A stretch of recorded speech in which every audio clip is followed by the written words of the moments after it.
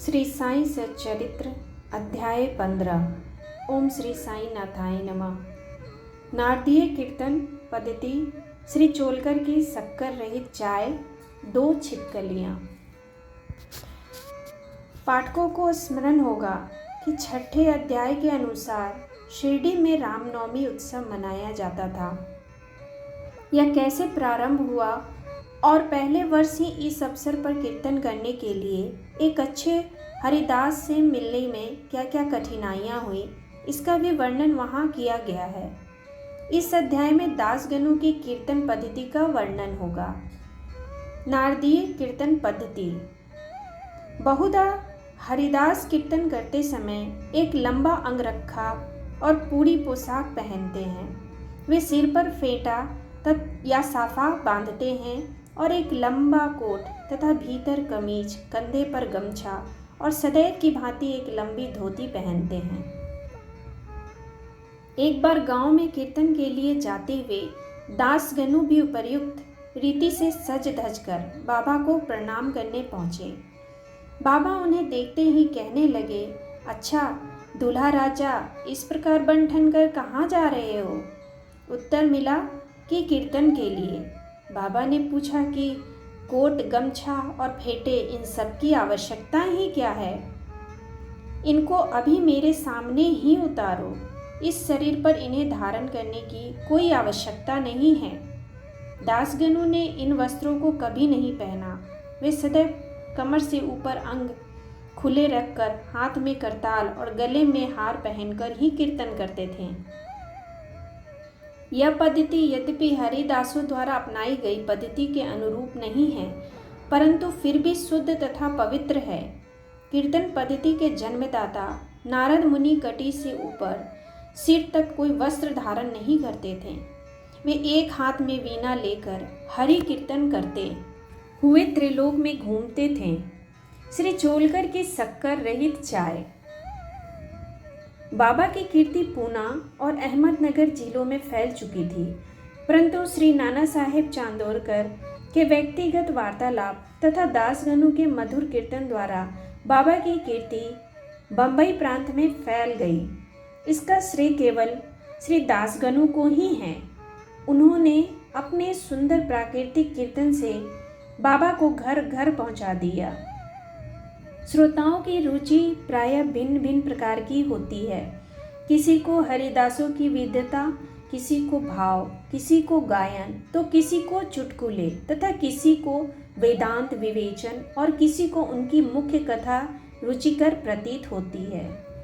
परंतु ऐसे बिरले ही हैं जिनके हृदय में संत कथा या कीर्तन सुनकर श्रद्धा और प्रेम उमड़ता है। श्री दासगणों का कीर्तन श्रोताओं के हृदय पर अस्थायी प्रभाव डालता था। एक ऐसी घटना नीचे दी गई है। एक समय ठाणे के श्री कौपिनेश्वर मंदिर में श्री दासगणु कीर्तन में श्री साईं बाबा का गुणगान कर रहे थे।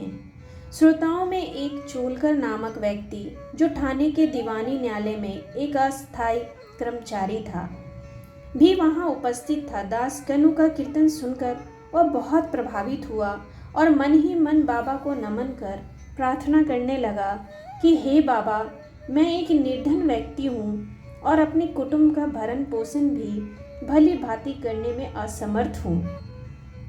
यदि मैं आपकी कृपा से विभागीय परीक्षा में उत्तीर्ण हो गया तो आपके श्री चरणों में उपस्थित होकर आपके निमित्त मिश्री का प्रसाद बांटूंगा। भाग्य ने पलटा खाया और चोलकर परीक्षा में उत्तीर्ण हो गया। उसकी नौकरी भी स्थायी हो गई। अब केवल संकल्प ही शेष रहा। सुबह से शीघ्रम। श्री चोलकर निर्धन तो था ही और उसका कुटुंब भी बड़ा था, अतः वह शिरडी यात्रा के लिए मार्ग व्यय जुटाने में असमर्थ हुआ। ठाणे जिले में एक कहावत प्रचलित है कि नाने घाट व सह्याद्री पर्वत श्रेणियां कोई भी सरलता पूर्वक पार कर सकता है, परंतु गरीब को उंबड़े घाट पार करना बड़ा ही कठिन होता है। श्री चोलकर अपना संकल्प शीघ्र पूरा करने के लिए उत्सुक थे। उसने मितव्ययी बनकर अपना खर्च घटाकर पैसा बचाने का निश्चय किया। इस कारण उन्होंने बिना शक्कर की चाय पीना प्रारंभ किया और इस तरह कुछ द्रव्य एकत्रित कर वह शिरडी पहुंचा। उन्होंने बाबा को दर्शन कर उनके चरणों पर गिरकर नारियल भेंट किया तथा अपने संकल्प अनुसार श्रद्धा से मिश्री वितरित की और बाबा से बोला कि आपके दर्शन से मेरे हृदय को अत्यंत प्रसन्नता हुई है। मेरी समस्त इच्छाएं तो आपकी कृपा दृष्टि से उसी दिन पूर्ण हो चुकी थी। मस्जिद में श्री चोलकर का आतिथ्य करने वाले श्री बापू साहेब जोग भी वहीं उपस्थित थे। जब वे दोनों वहां से जाने लगे तो बाबा जोग से इस प्रकार कहने लगे कि अपने अतिथि को चाय के प्याले में अच्छी तरह शक्कर मिलाकर देना। इस अर्थपूर्ण शब्दों को सुनकर श्री चोलकर का हृदय भर आया और उसे बड़ा आश्चर्य हुआ। उनके नेत्रों से अश्रु धाराएं प्रवाहित होने लगी और वे प्रेम से विहल होकर श्री चरणों पर गिर पड़े। श्री जोग को अधिक शक्कर रहित चाय के प्याले अतिथि को दो। यह विचित्र आज्ञा सुनकर बड़ा कौतूहल हो रहा था कि यथार्थ में इसका अर्थ क्या है।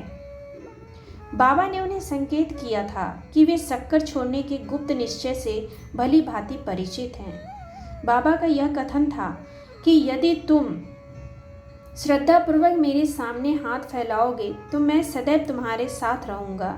यद्यपि मैं शरीर से यहाँ हूँ परंतु मुझे 7 समुद्रों के पार भी घटित होने वाली घटनाओं का ज्ञान है। मैं तुम्हारे हृदय में विराजित तुम्हारे अंतरस्थ ही हूँ, जिसका तुम्हारे तथा समस्त हृदय में विराजित तुम्हारे अंतरस्थ ही हूँ, जिसका तुम्हारे तथा समस्त प्राणियों के हृदय में वास है, उसकी ही पूजा करो। धन्य और सौभाग्यशाली वही है जो मेरे सर्वव्यापी स्वरूप से परिचित हैं।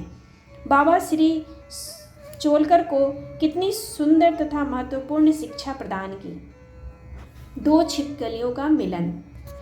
अब हम 2 छिपकलियों की कथा के साथ ही यह अध्याय समाप्त करेंगे। एक बार बाबा मस्जिद में बैठे थे कि उसी समय एक छिपकली चिक चिक करने लगी।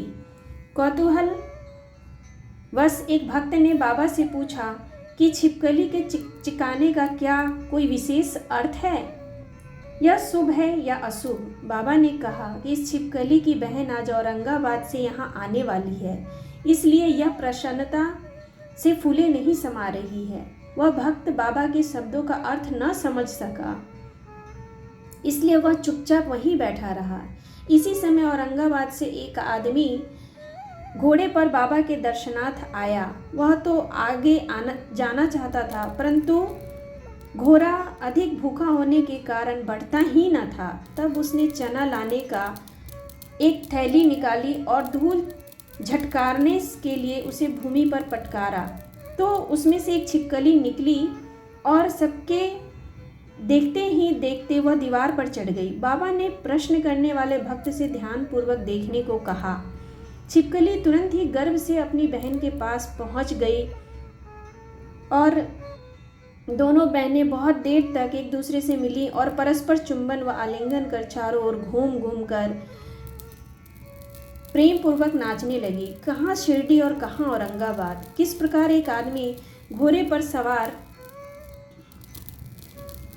होकर थैली में छिपकली को लिए वहां पहुंचता है और बाबा को उन 2 बहनों की भेंट का पता कैसे चला, यह सब घटना बहुत आश्चर्यजनक है और बाबा की सर्वव्यापकता ही घोतक है। शिक्षा। जो कोई इस अध्याय का ध्यानपूर्वक पठन और मनन करेगा, साईं कृपा से उसके समस्त कष्ट दूर हो जाएंगे और वह पूर्ण सुखी बनकर शांति को प्राप्त होगा। श्री सद्गुरु साईं नाथार्पणमस्तु। शुभम भक्तु। अध्याय 15 समाप्त।